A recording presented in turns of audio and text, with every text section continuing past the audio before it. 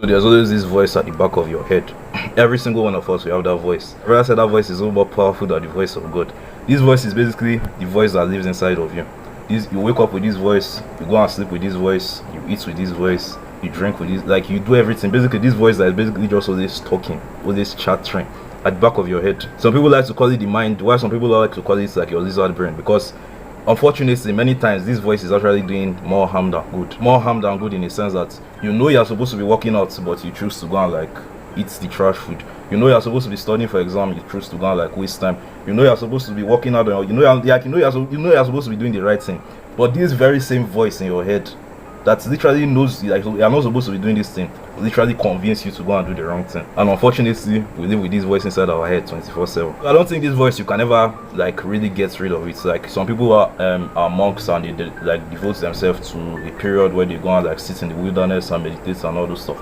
Like to some degree, like maybe they do get rid of it, but I don't know. I just wonder like how can you get rid of this voice? Somebody that doesn't have constant voice, like that constant chatter, that conversation in his head. To me, that person is a superhuman. Can we like try to get rid of this voice, or at least try to reduce it? Best thing I've seen so far is like the background stuff. I always talk about the background stuff. So what is the background stuff? There's the foreground stuff and there's the background stuff. The foreground stuff is like the physical, tactical things to do.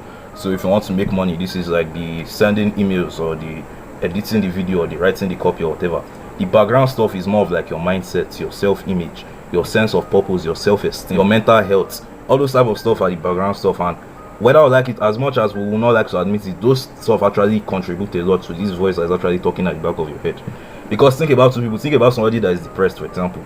That voice is literally at the loudest and the most harmful to that person. Versus somebody that is like happy, content, you know, has positive and all those stuff. Like that person's own voice, even though like there's still voice talking at the back of his head and the voice is still telling him to do stupid things, is a lot less compared to the guy that is depressed. So we want to focus more on those background stuff, more on your mental health, your self-image, your sense of purpose, your self-esteem, your meaning of life for you, all those type of stuff. Best way I found so far to like do all that is meditation and mindfulness. In the future I'll do like a video about meditation, but basically meditation is just this period where you sit in silence. You literally just sit by yourself in a room and focus on like your breath. But while you are trying to focus on your breathing, you will literally notice that 10 seconds into doing this, 10 seconds, sometimes immediately into doing this, your brain has started, like that voice has started talking again. You start thinking about this random thing that happened when you were in school, this random thing, like so many random thoughts just pass. But the point of meditation is to not like get rid of all those thoughts. Like it's not really the point of it.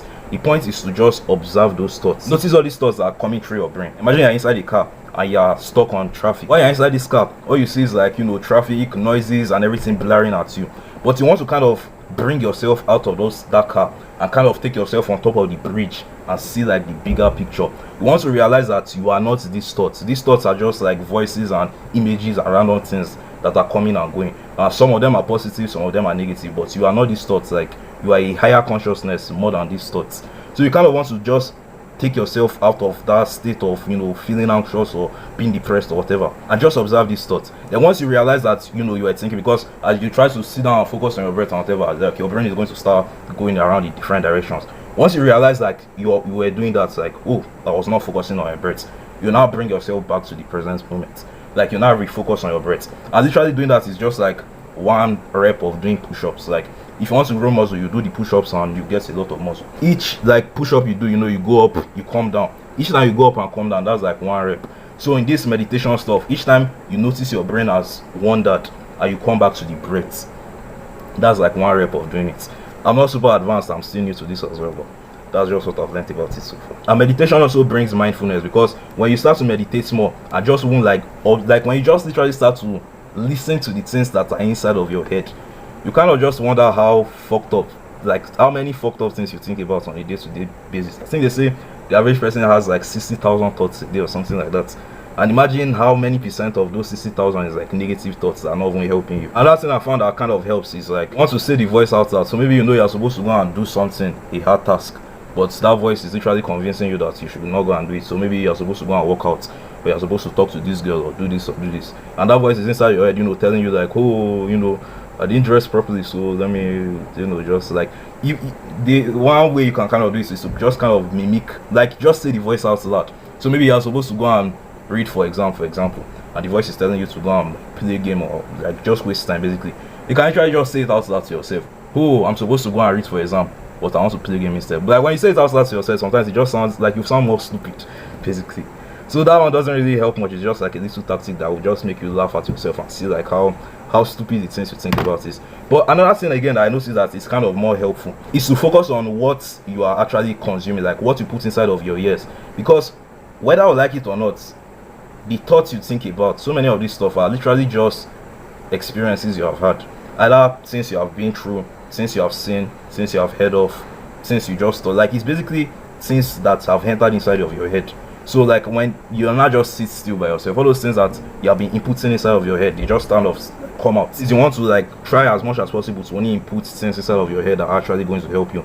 Because somebody that is always consuming like positive stuff or fleeting stuff that is actually going to help him, he's always going to like the default voices in his head is always going to be better than the guys that's consuming negative stuff. And especially the people around you as well. You want to try as much as possible to have like positive people that are actually going to help you, uplift you, like give you good vibes and stuff. Because if you're always constantly surrounded about people that complain, people that are negative, people that are always talking about problems and bad things and stuff, like that's just going to be the default voice that's in your head. And by on the other hand, if you are talking about people that are grateful, people that are talking about good things, people that are talking about ambition and wanting to go forward, that's also going to be the default voice in your head. So you kind of want to be careful about the things that you let enter inside of your head.